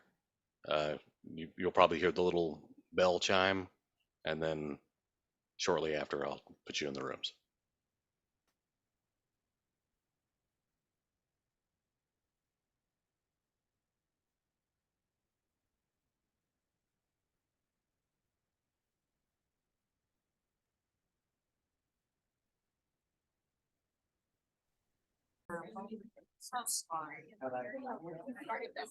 Okay. Let's reconvene.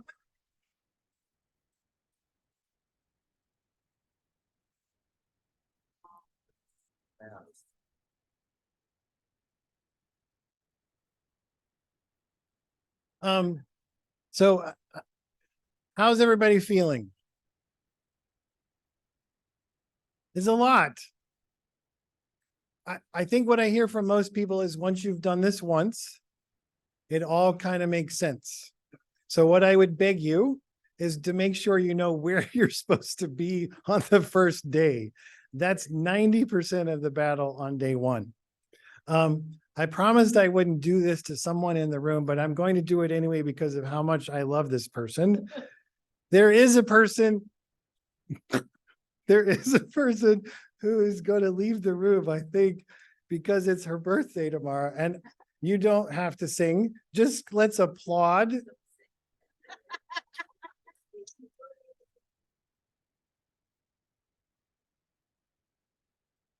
Dr. Kelly Covert is turning something and we don't know what it is. And she has been one of our longest standing folks in IPE, foundational, bedrock, cornerstone, whatever word you want to use. We are very thankful. So I just wanted to say happy birthday. We celebrate your life. So welcome back. We are in what I hope is the final stretch. We have mapped out just a few minutes to review the facilitation guide and the D2L page focused specifically around session 3. I want to give a couple of big picture thoughts and make sure that we're all on the same page, and then we'll talk about just a couple of details. First, session 3 is the most complex process. Same idea, but this time the patient physically moves. So for those who haven't done this before, that's what we were joking about earlier when we said the SPs are running up and down the stairs and hiding from people and using the elevators and all kinds of like ghost tricks so that the students can't see them. So in the big picture scheme of things, I want you to be picturing is this is the final thing. This is the conclusion of the patient interaction. And so in this day, there are 2 scenarios. We have set aside 2 different half-an-hour blocks. I'm not sure we're going to need that, but we have done it to ensure, number 1, that y'all know where you're supposed to be for scenario 1, both the debrief space and the sim space, as well as where you're supposed to be, and it will be different for the debrief space and the sim space for scenario 2. Let me pause. Has everybody heard that? So it unfolds in the following way. Particular patient, we meet them the first scenario in this setting. Let's say it's in the home. It's an apartment.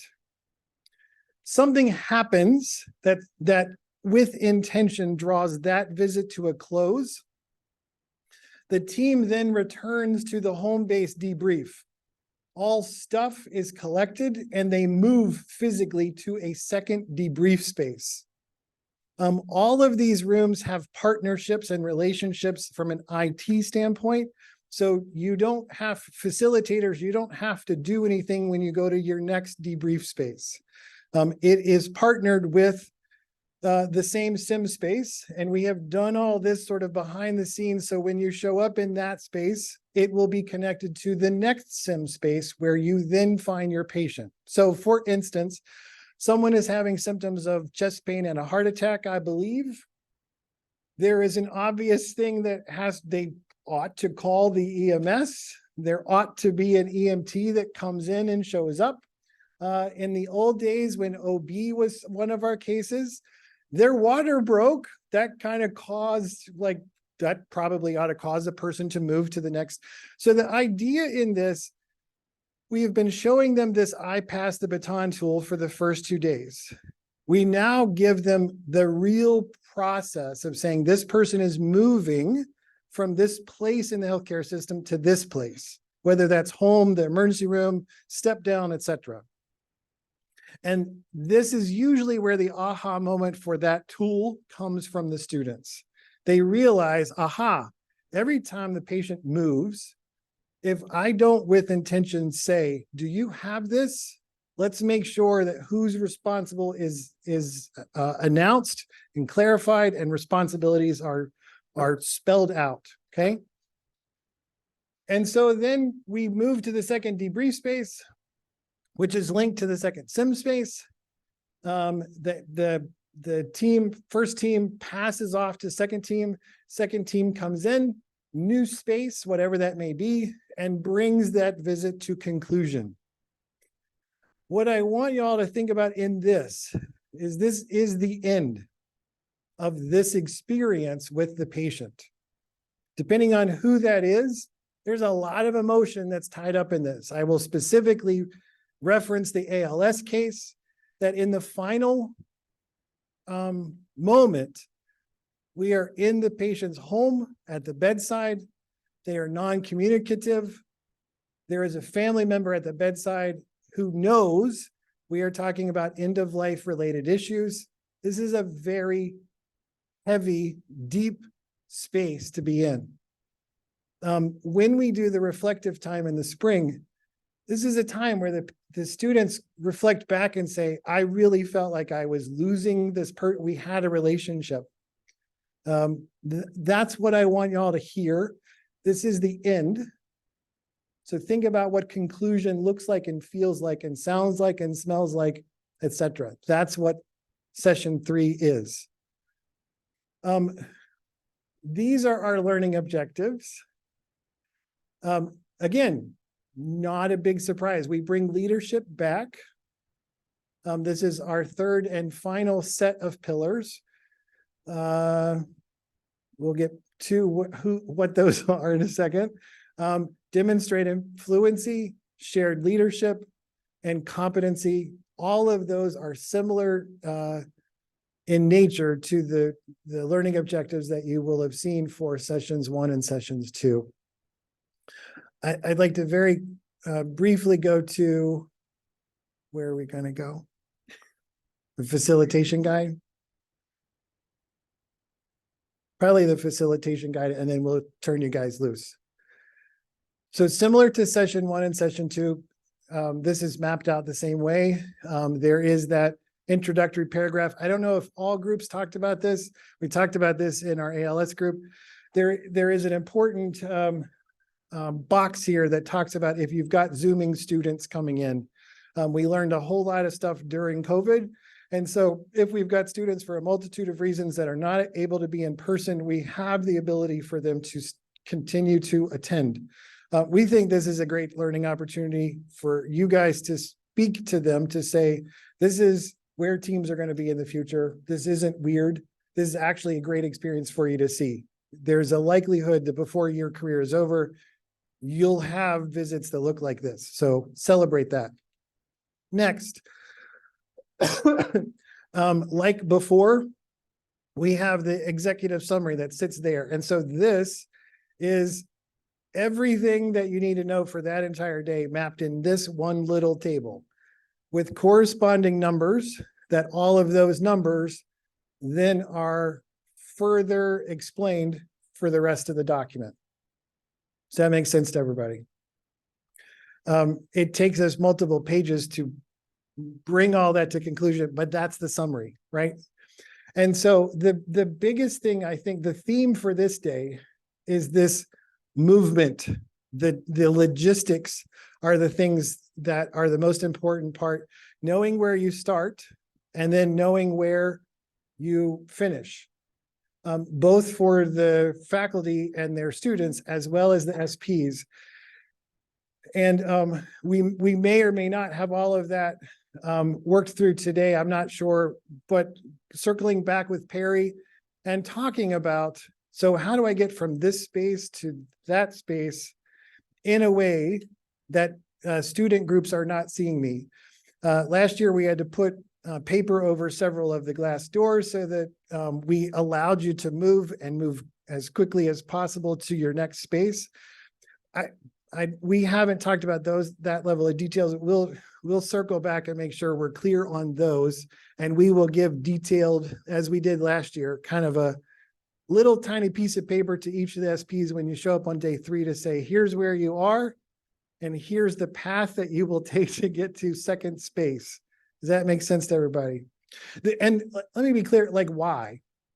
It's because we don't want you to lose the integrity of the character, right? So if there is a moment where they see you not looking like that person, for the ALS patient, if you're even moving, we've lost the integrity of the case. And so so I assumed everybody understood, but I just want to make sure that's clear.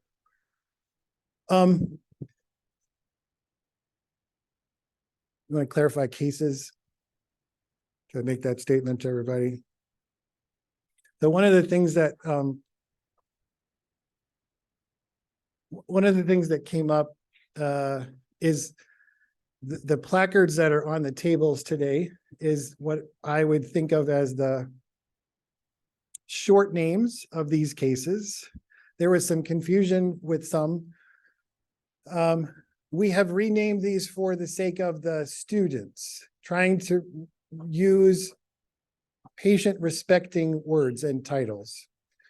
For the benefit of the people in this room, we continue to call these cases these names for your benefit.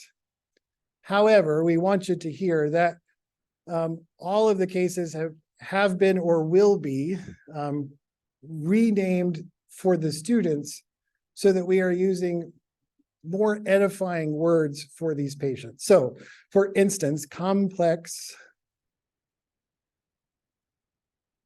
Is this complex? Complex for the patients, when we are referring to this patient, is called multifaceted patient with health and social needs. The word multifaceted is going to be the descriptor for all of the patients. Here's what I want the facilitators to hear. The idea in renaming this is simply to get across, these are complicated patients, these are multifaceted patients, and this is way more than the clinical problems that the patients bring to the table. That's really what we're trying to get across when we rename this. So multifaceted patient with OUD, et cetera. The goal is that we're trying to remove the thing that we think the students will usually focus on, and that is the diseases, and try to focus the patient on the social and equity and those kind of related issues. So we will clarify this and make sure that you all know what it is internally. We will also clarify so that you know what to call this patient when we are with our students and we are respecting the student categories or names. Does that make sense to everybody? The last thing that I learned in the ALS breakout group was that these documents were a aha for RSPs. And we realized, I'm not sure that we've provided this to you guys. This is a 1 to 2 page document that we've crafted for the students just to give a very broad overview of the patient type. We have a structure that there's 5 questions, and it just sort of goes through, it gives some background, hopefully. The idea was that this is part of the pre-work for the very first day for the students to walk in going, okay, so this is the kind of patient our group is going to be with for the next semester. We realized this probably is just as helpful information for the standardized patients as it is for the students. So we're going to wrap these up in a nice little package, send this to Perry, and we're going to get this out to the various folks in the respective groups. What else? Quick clarifying question on E2L, there's a multifaceted patient, and then there's trying to figure out which one is what used to be complex and which one's indigent. Health equity is indigent. Okay, health equity is indigent, multifaceted is indigent. After we have retooled the D2L so that it is obvious but still respectful, we will resend to the faculty and the SPs, making sure everyone is clear, so that you can go find what it is that you need to go find. We apologize for the confusion. In an attempt to be more respectful, I think we confused more than we helped. So, yes, ma'am. Are they still in the team notes? Yes. Yes. Thank you. Good heavens. So, 3 minutes.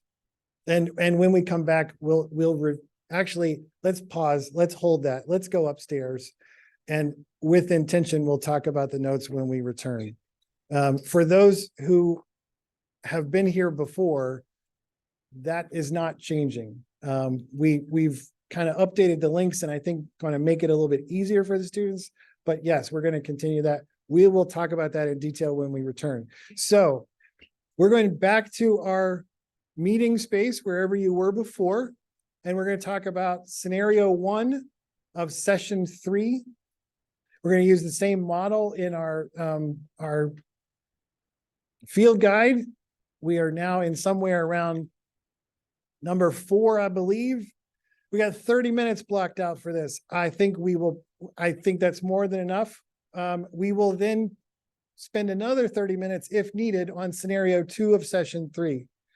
I would also encourage all of the groups that if there is anything that you feel you want to closure on in session 1 and 2, please use that as well. Rooms, we will give cue slides like we have before.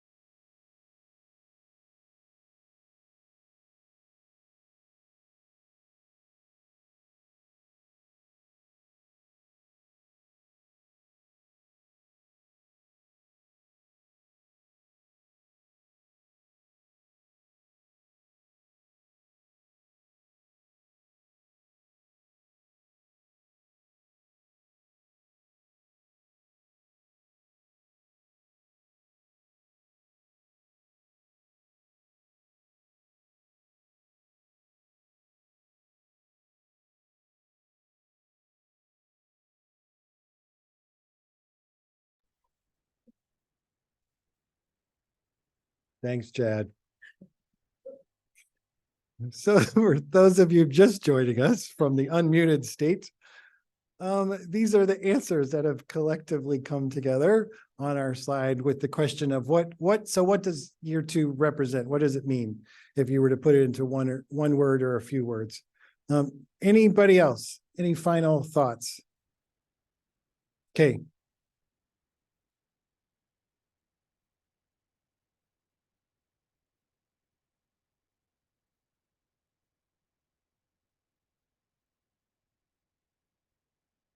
This goes for anybody. What are some important debriefing questions or statements that you could think of that would provide a relationship between the day's themes, what's happening, and the case that's going on in front of the students?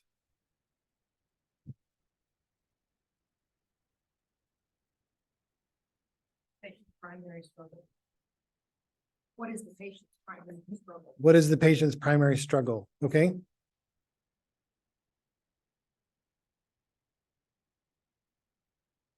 It's the end of the day, I can tell. Okay. What does leadership look like? What do you do with that? That was not a rhetorical question. What do you do with that question? Sorry. Okay. So what is leadership like, or what did it look like? Like, as this was sort of unfolding in front of you.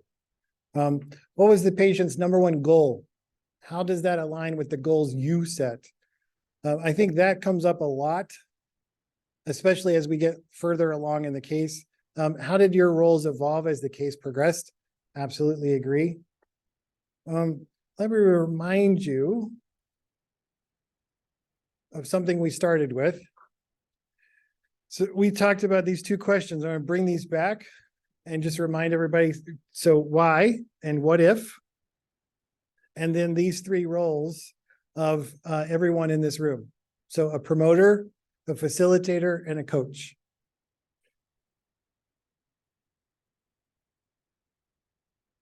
I want to bring us back to this and make sure that we leave in the same space that we started. So this is not an educational experiment for me. As I told the folks in the ALS group, I think most people know I've lost two parents in the last 2-ish years. I watched them experience the healthcare system. I was an advocate for both of them. This is more important to me than it's ever been before. I would ask perhaps the students to think about, I think I did this to the pharmacy students last week when I gave a brief, like 15-minute, what is IPE for the P1s? Why are they doing this? I just asked them to close their eyes, because I love to do that with my Mr. Rogers sweater. And I said, I want you to picture the person who means the most, one of the people who means the most to you. When you picture that person, they are the safest person you can imagine. You don't feel judged. You feel completely consumed by love, with love, when you're with them, when you're around them. Grace abounds in your relationship with them. I want you to think about how thankful you are for that person being in your life. And now I want you to realize that those 250,000 people that we talked about who die in our healthcare system, each were one of those people to somebody in our country. And that's the answer to the why we're doing this. This is hopefully putting something in the next generation of people who will provide care differently, who are given allowance to think differently, to go into a system that I think we would all agree right now is not functioning as well as we would like it to be. And so to give these folks authority to speak when they see something that should be changed in an environment that is not easy to do. As we head out, I hope that there is clarity with process, with logistics. We said we were going to talk about notes as we were heading out. So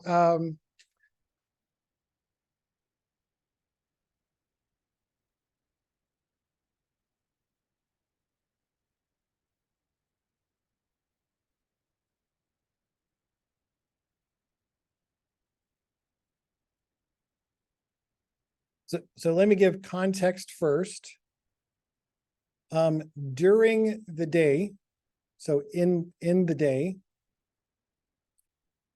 for the facilitators, here's how I want us to think about this. When team 1 heads to their visit, we're going to ask team 2 as observers of team 1 to click on this interprofessional note.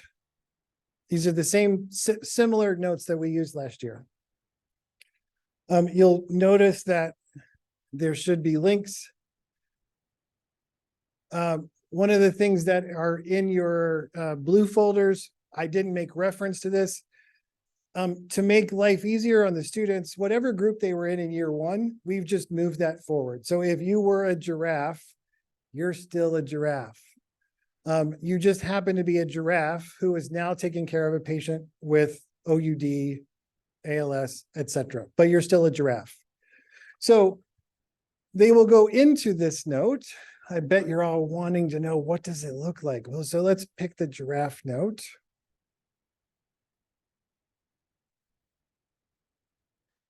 These are Google Docs that will just continue to be updated. The idea is we want to give, so there is no grade here.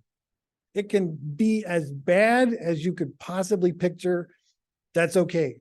The idea is we want them to capture in the moment what's happening. So if you think of team 2, while they're witnessing team 1, their job is to kind of be scribes. This is part of the pre-work, so they should be aware of this, the existence of this, but this is an important thing to bring to their attention. So here you have the history of present illness, vitals, assessment, treatment plan, current medications for each session, notice. And what we ask is that you just pick some, or the team picks someone, but that they're all being part of keeping track of what they're witnessing is being addressed with team 1. Team 1 comes back, passes the baton to team 2. Team 1 now becomes the scribe of anything that needs to be added more so that was not done during team 1. Now, the beauty of this is that this sits there waiting for them to return. And so this link will be provided to them for pre-work to make sure that they've gone back and so, because it's going to be a month since the last time they saw their patient. And then they will be able to read what they've written here in session 1, but record what they did in session 2. Does that make sense to everybody? Thank you very much for reminding me of that. So again, the goal is not to make a perfect note.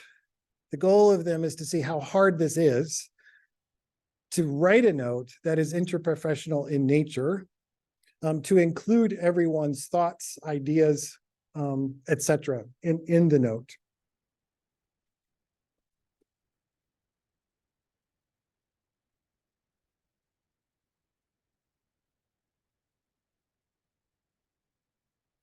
So 3 last things I want to make sure we remember. You notice I have said this multiple times. This is really important. Make sure you know where you're supposed to be on day 1. What is your debrief space of your faculty and your sim space? And if you're a standardized patient, what is your sim space? Where are you to be? And specifically on day 3, your second scenario space, where is that? And before November, long before November, Perry and I will send kind of individualized routes, if you will, of how to get from point A to point B on day 3, so that when you move from scenario 1 to scenario 2, you can be hidden behind the scenes in building 60. Number 2, I just want to remind everybody of the Zoom refresher. So there's been a ton of stuff discussed today. Day 1 and day 2 look very similar. So if you can get here and through day 1, day 2 will feel very similar. By the time we get to day 3, which is in November, I suspect some people may forget some of the details we've discussed today. And that's why we have scheduled on October 31st, a 1-hour Zoom-based refresher. We'll simply go back into D2L, pull the facilitation guide up, and make sure that everybody logistically remembers, because this is the complex day of everybody moving around. Just want to remind you of that. And then finally, to make sure that you're able to get continuing education credits for enduring this experience today, please make sure that you have signed in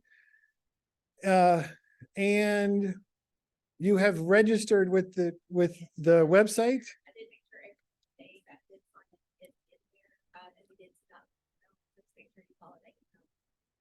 Perfect. Did everybody hear that? So you will be receiving a link. We are very, thank you very much for providing that service. And that concludes our session. I want to thank you all for being here, for taking this afternoon out. I want to thank you from the bottom of my heart. This is really important stuff that we're doing. Please don't forget that.